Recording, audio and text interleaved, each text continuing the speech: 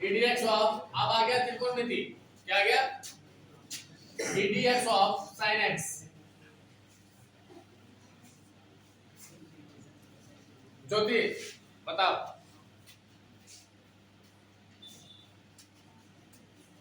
हैं 1 plus sin x जून फुटेगा इतना late से बोलेंगे तो हो गया sin का cos x बैठ जाओ अब देखो अब इसको फिर इंटीग्रेशन में चेंज करेंगे तो ये बनेगा इंटीग्रेशन और उसका वैल्यू क्या होगा sin बोलो समझ में नहीं आया आप इसको बदल दे देखना क्या बनेगा ये है ना ये इधर आएगा तो sin x ये 1/d जाएगा उधर तो 1/d ये dx इससे गुना होगा तो cos x dx और 1/d का मतलब ही होता है एंटी डेरिवेटिव और एंटी डेरिवेटिव का मतलब इंटीग्रेशन तो cos x dx IC का आंसर क्या हो गया sin x प्लस इससे क्या सीखे हम तो फार्मूला बन गया cos x का फार्मूला हो गया sin x प्लस आ गया पकड़ में उसी तरह इसका भी एक एग्जांपल ले लेते हैं चलो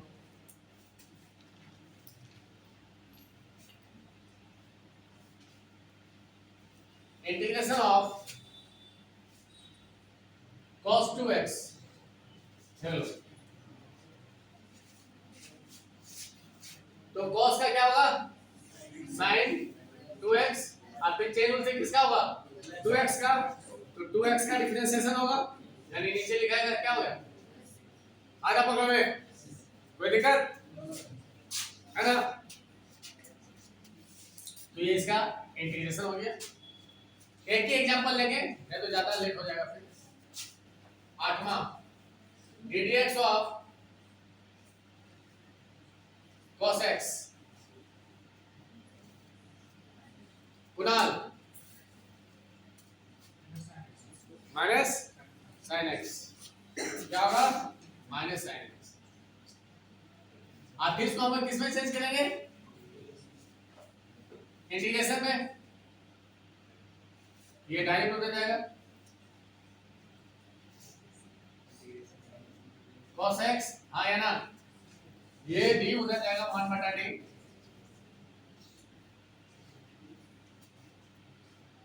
माइनस sin x dx फिर 1/d बन गया integration minus sin x dx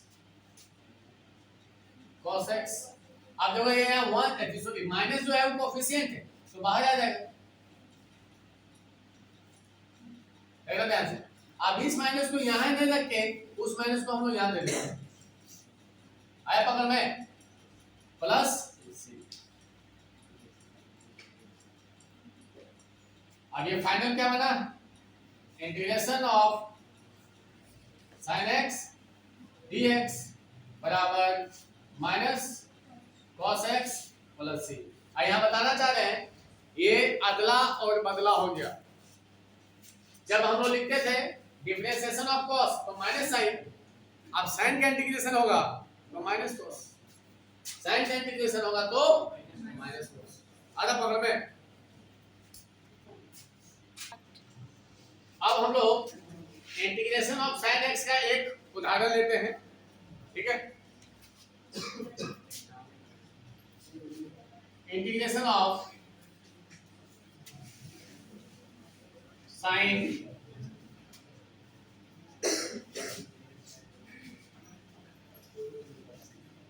ax square plus b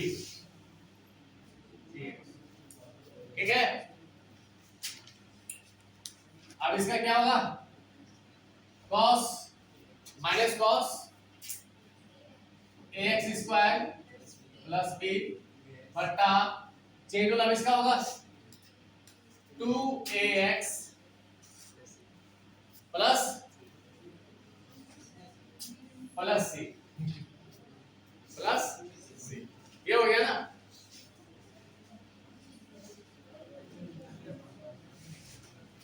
कोई दिक्कत क्या बोल रही है श्रेया, बोलो बात है। साइन का कॉस हुआ साइन एक्स कॉस एक्स, वाक्य में यहाँ एक्स नहीं है तो एक्स का चेन रूल लगेगा। तो चेन रूल में क्या होता है, डिफरेंशिएशन होता है, वो नीचे लिखा था तो इसका डिफरेंशिएशन होगा, a बाहर निकल गया, एक्स स्क्वायर का 2x तो 2ax, b का 0 तो वो 0 नहीं लिखे प्लस आधा पकड़ में। ये उदाहरण हो गया इसका।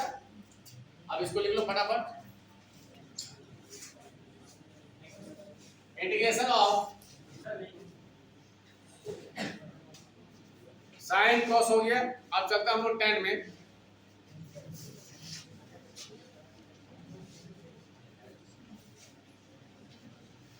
ddx ऑफ tan x क्या होता है इसका sec स्क्वायर x, क्लियर। अब इसको हम लोग बदलेंगे इंटीग्रेशन में तो ये क्या बन जाएगा tan x बराबर, अब डायरेक्ट लिख दे रहे हैं sec स्क्वायर x dx, आधा पकड़ो है। अब इसको सीधा करके लिखेंगे तब ये बनेगा sec स्क्वायर x dx बराबर tan x प्लस c, ये फार्मूला बन गया। इसका मतलब क्या हुआ कि sec स्क्वायर x का इंटीग्रेशन क्या होगा tan x। अब फिर यहाँ क्लू बताएंगे, अभी यहाँ क्लू बताएंगे, फिर बहुत इंपॉर्टेंट क्लू बताएंगे, ठीक है। अब यहाँ एक क्लू बता रहे हैं, देखना integration of sec square x क्या है sec स्क्वायर x। अब कभी कभी सवाल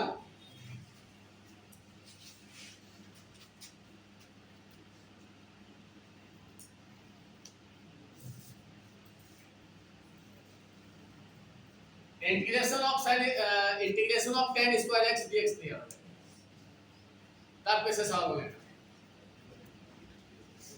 तो उसमें sec का फार्मूला लगा देंगे। और जब इसको sec में फार्मूला लगे तो sec में बदल जाएगा, क्योंकि स्क्वायर में, लेक्चर सुनना ध्यान से, स्क्वायर में tan का फार्मूला इंटीग्रेशन में नहीं होता है। आगे हम बताएंगे इंटीग्रेशन में tan स्क्वायर का फार्मूला नहीं होता है, और जब tan स्क्वायर का फार्मूला नहीं होता है तो इसको किस फॉर्म में बदलना पड़ेगा sec। इसको साइन में बदल सकते हैं क्या, और साइन में बदल कर यहाँ करेगा तुम, साइन स्क्वायर होता है नहीं फार्मूला, कॉस में बदलेगा, कॉट स्क्वायर में बदलेगा, कॉट स्क्वायर इंटीग्रेशन में फार्मूला होता ही नहीं है, यहाँ करेगा बदल के। तो जहां इसका फार्मूला फिक्स होगा वहां लेके जाना पड़ेगा ना। अब जब देखें कि tan स्क्वायर है और tan स्क्वायर का इंटीग्रेशन होता नहीं है,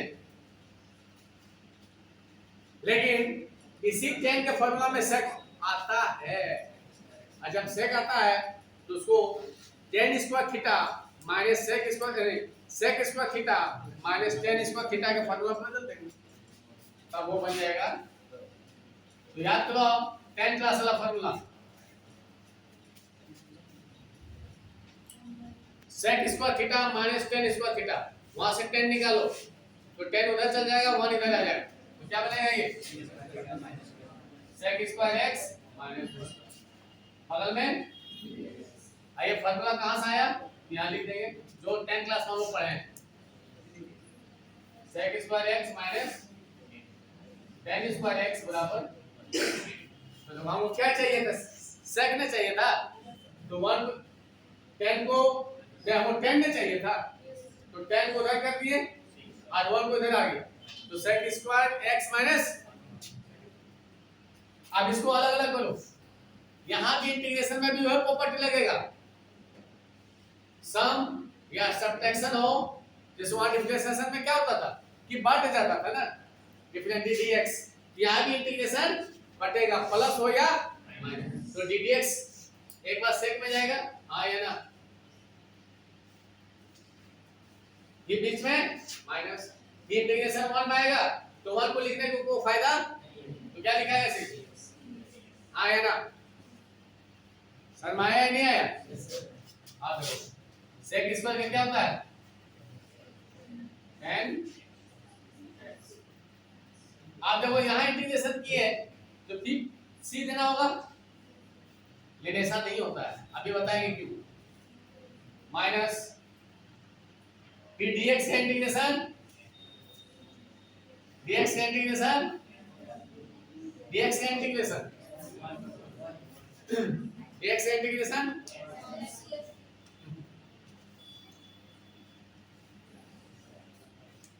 लाज करो लाज, ठीक है, आज तो लोग कितना तो हमसे डांट सुनेंगे पता नहीं, कल नहीं बताएंगे, मार भात खाने बोलते तो मार भात खा, ठीक है। अब जब इसका इंटीग्रेशन किए तो इसके लिए भी तो c होगा, हाँ या ना, अब देखो दोनों मिल के c, तो tan x माइनस x, अब दो को c मिलके प्लस 2c, हंसी तो लगेगा, तुम लोग का मीनिंग अलग होता है ना, तुम लोग का यंग मीनिंग है, इस एज का मीनिंग होता है तुम लोगों के पास, और उस मीनिंग को हम लोग जानते हैं, ठीक है, बोले है ना, और जो ज्यादा बड़ा हो जाता है ना यंग, उसको ज्यादा डबल मीनिंग समझ में आता है, ठीक है, तो 2c हुआ, अब सोच के तो जब c कांस्टेंट एंड ये c भी कांस्टेंट, तो 2c भी क्या होगा कांस्टेंट, इसके बदले में हम लोग तुम बड़ा सी लिखो या बड़ा के लिखो, कोई फर्क नहीं पड़ता, ये हो गया। अब इससे हम लोग क्या सीखे, बोर्ड देखना, इससे हम क्या सीखे कि जितना बार डिफरेंशिएशन करेंगे उतना बार सी देने का जरूरत, फाइनल में एक देंगे सी, फाइनल में एक सी, आइए पकड़ में, चलो इससे दो कंक्लूजन्स क्लियर हुआ, ध्यान से सुनना कि हम इंटीग्रेशन एक सवाल में एक नहीं, दो नहीं, 3 बार 4 बार इनफिनिट टाइम हम इंटीग्रेशन कर सकते हैं, लेकिन हर बार सी देने का जरूरत नहीं है, लास्ट फाइनल में हम लोग प्लस सी दे देंगे, अब प्लस सी का स्थान में कभी के भी लिख सकते हैं, कुछ भी c1 c2 k1 k2 कुछ भी लिख सकते हैं, पहला।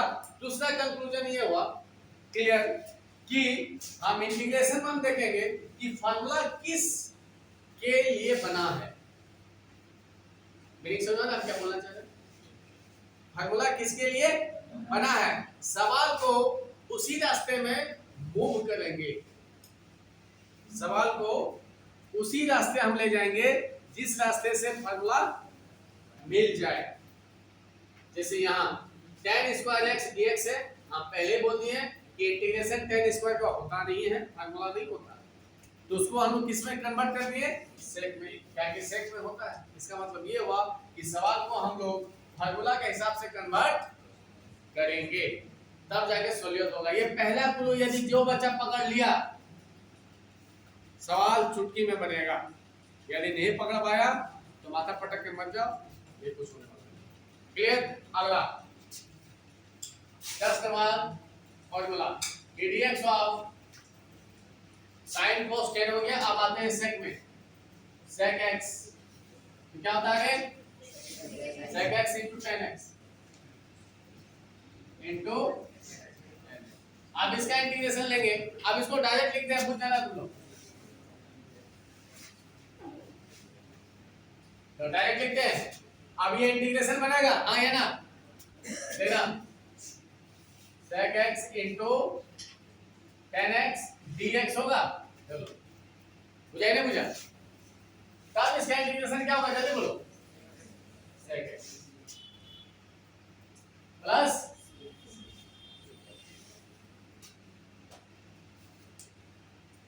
यहाँ से भी एक कंक्लूजन आ रहा है, देखो, यानी इंटीग्रेशन ये रहेगा तभी उसका क्या होगा, sec x। आधा पकड़ा में।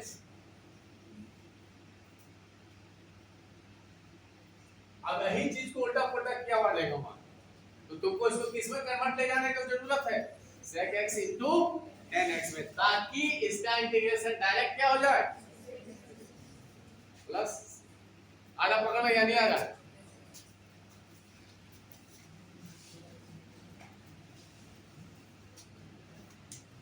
इसमें इजी लेने की जरूरत नहीं। चलो अगला, ddx ऑफ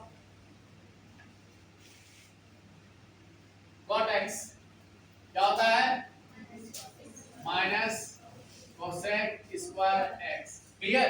अब इसको इंटीग्रेशन में बदलेंगे तो ये माइनस यहाँ आएगा पक्का, तो क्या बनेगा ये, cosec स्क्वायर x dx बराबर माइनस cot x प्लस, ठीक है।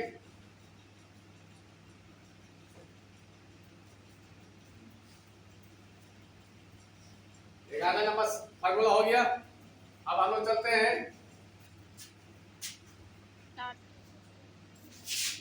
Part number, ddx of cosec x क्या होता है, minus cosec x into, clear. अब इसको इंटीग्रेशन में बदलेंगे तो इसी का इंटीग्रेशन होगा, लेकिन जब माइनस हो तो ये माइनस यहाँ आ जाएगा। This implies cosec x into cot x dx बराबर माइनस cosec x प्लस, ये हो गया मेरा फार्मूला, त्रिकोणमिति से रिलेटेड फार्मूला खत्म हो गया। और इसमें हम लोग देखते हैं, और अभी अब आ जाएगा इनवर्स का, किसका आएगा, इनवर्स का।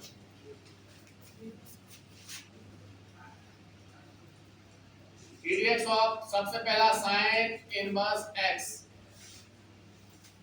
तो कहानी वही, समझने का तरीका वही, sin इनवर्स x नजर आ रहा है, हमको सिर्फ नजर क्या आना चाहिए, sin इनवर्स x का स्थान में कुछ अलग भी हो उसे को फर्क। अब इसका differentiation 1 by root under 1 minus, clear.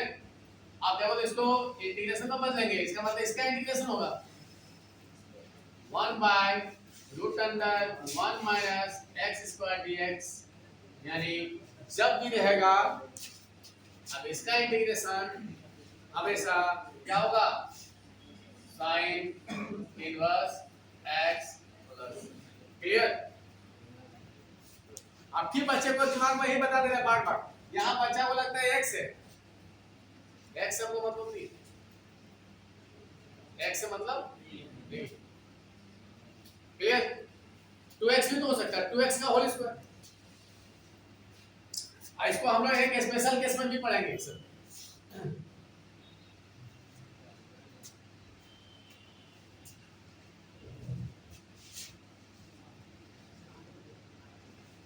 ddx of cos inverse x क्या होता है, माइनस रूट अंडर 1 माइनस।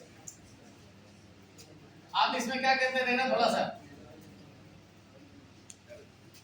अब इस माइनस को उधर नहीं लेके जाएंगे, ऐसा क्यों सर, यदि इस माइनस को उधर लेके जाएंगे तो दोनों बीच में डिफरेंस नजर नहीं आएगा, ये समझा सर, ये समझा, इस माइनस को यहाँ ले आएंगे ना, ये दोनों बीच में डिफरेंस मालूम नहीं चलेगा, इस वजह से इस माइनस को वहीं रहने देंगे। यदि यहाँ माइनस आ गया है 1 माइनस x स्क्वायर dx है, तब इसका जो ये माइनस आ गया ना, तो इससे ये पकड़ में आ गया कि cos इनवर्स होगा, क्या होगा, जब दोनों मतलब है कुछ। अब मान लो ये माइनस को देखना ध्यान से, इस माइनस को उधर ले आते और ये दोनों आ जाता, तो बच्चा कंफ्यूजन होता कि साइन लिखते हैं आधा पकड़, आंसर में कोई दिक्कत नहीं होता। याद रखना, यहाँ माइनस है तो क्या लिखेंगे, cos inverse x plus, formula number ddx of sin cos tan tan inverse x 1/1 plus x square. अब इसको इंटीग्रेशन में बदलेंगे तो क्या आ जाएगा 1/1 प्लस x स्क्वायर dx। तब इसका क्या होगा रे, ये बहुत इंपॉर्टेंट है, tan स्क्वायर। ये ऑब्जेक्टिव में बहुत पूछता है ये सवाल, यानी जब भी रहेगा 1/1 प्लस x स्क्वायर dx तो हमेशा क्या होगा tan इनवर्स x प्लस। अब हम लोग चलते हैं 16 नंबर में, dx of cot inverse x। इसमें माइनस के अंदर आता है मालूम है सबको, -1/1 प्लस x स्क्वायर। तब इसका क्या होगा, इंटीग्रेशन का फॉर्म में क्या होगा, ये इंटीग्रेशन में बदल जाएगा -1/1 प्लस x। अब देखो दोनों में वही अंतर है, प्लस या माइनस, इस वजह से इस माइनस में यहां नहीं लेके जाएंगे फिर कंफ्यूजन होगा, ठीक है, इसलिए यहां इसको माइनस करने देते हैं। तब इसका क्या होगा, इंटीग्रेशन cot इनवर्स या dx लिखने भूल गए थे, x प्लस c। अब इसी का फार्मूला याद रखने में आसानी होता है कि जब 1/1 प्लस x स्क्वायर होगा तो tan होगा, और जब माइनस आएगा तो cot होगा। ये फार्मूला और ये फार्मूला बहुत इंपॉर्टेंट, ऐसे तो पक्का ऑब्जेक्टिव रहेगा ये confirm. dx sec inverse x क्या होता है याद है सबको, 1/√x स्क्वायर माइनस 1 बगल में x, सही है। अब इसको इंटीग्रेशन में बदलो, ये इंटीग्रेशन बनेगा 1/x √x square minus 1 dx बराबर क्या हो जाएगा sec inverse x plus 18 dx cosec inverse x। इसमें माइनस का अंतर आता था मालूम है ना, x इसको -1। कभी कभी किताब में यहाँ मॉड भी लिखेगा, सुन लो मॉड, तो उससे तो पढ़ेगा प्लस माइनस का अंतर, मॉड का मतलब क्या लगे, इसका मतलब इसका आंसर आएगा क्या, प्लस में भी और माइनस में। यहाँ भी मॉड कभी कभी लिखता है तो प्लस या माइनस, तो तू मॉड लिख भी सकता है और नहीं भी लिख सकता। तो माइनस dx बटा x √x स्क्वायर माइनस 1, वो लिखने का तरीका भी और एक 1 ऐसे भी लिख सकते हैं, या तो dx यहाँ लिख देंगे तो यहाँ 1 लिखने की जरूरत बराबर cosec इनवर्स x प्लस। ये तुम्हारा फॉर्मूला फाइनल हो गया है। अब हम लोग कुछ इंटीग्रेशन का प्रॉपर्टी पढ़ेंगे, उसके बाद सवाल स्टार्ट हो जाएगा। अब हम लोग फार्मूला पढ़ चुके, अब हम लोग प्रॉपर्टी के बारे में पढ़ते हैं। तो आप टॉपिक का नाम होगा प्रॉपर्टीज ऑफ इंटीग्रेशन।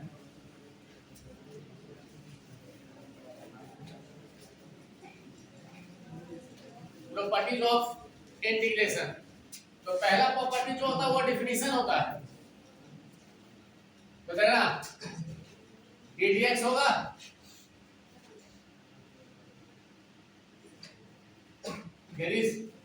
ध्यान से, हम ओरिजिनल फंक्शन का ही डिफरेंशिएशन करते याद है ना, तो ओरिजिनल फंक्शन को हम किससे लिखते हैं, fx से लिखते हैं, और जब आता है तो वो भी x का फंक्शन आता है ना, तो बड़ा f में। अब इसको जब हम इंटीग्रेशन में बदलेंगे ये इधर जाएगा, तब ये क्या बनेगा,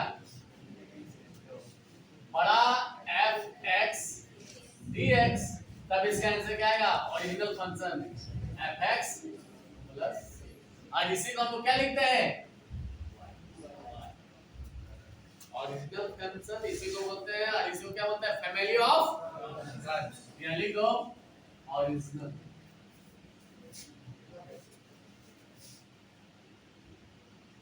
फंक्शन बोलो या family of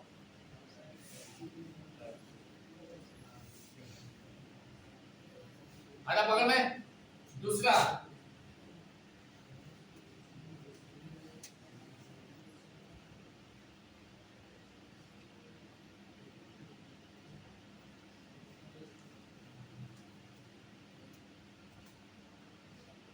integration of C F X dx। यहां गया सी मतलब कोफिशिएंट, तो यहां भी डिफरेंशिएशन जैसा होता है कि इंटीग्रेशन जो है ना कोफिशिएंट को इफेक्ट नहीं करेगा, तो सी बाहर निकल गया। इंटीग्रेशन किसका होगा? F x. तीसरा इसको हम लोग बोल सकते हैं कोफिशिएंट रूल। अब आ गया C F X plus minus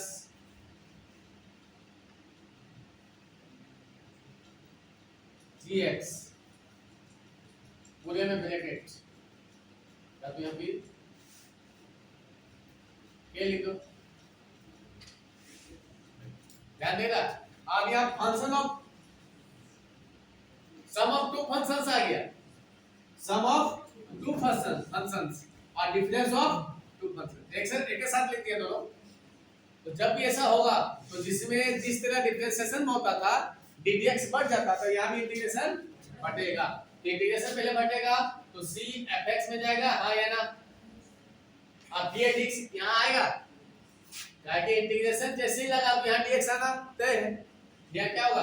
plus minus. फिर यहाँ क्या होगा? k cx dx, हाँ या ना? आगे कौन सा रूल लगेगा जल्दी बोलो? यहाँ सी बाहर निकल गया, fx प्लस माइनस, यानी प्लस होगा तो प्लस होगा, माइनस होगा तो माइनस होगा, ये बाहर निकल गया gx। ये हो गया तीसरा प्रॉपर्टी। अब क्या सवाल में क्या सम ऑफ टू फंक्शंस होगा? सम ऑफ थ्री फंक्शंस भी तो हो सकता है, सम ऑफ फोर फंक्शंस भी हो सकता है। ये चीज सम में लागू होगा, ये चीज सम में लागू होगा। दो फंक्शन हो या तीन फंक्शन हो या चार फंक्शन हो, सम में इंटीग्रेशन क्या होगा? बढ़ जाएगा, उसके बाद कोफिशिएंट बाहर निकल जाएगा।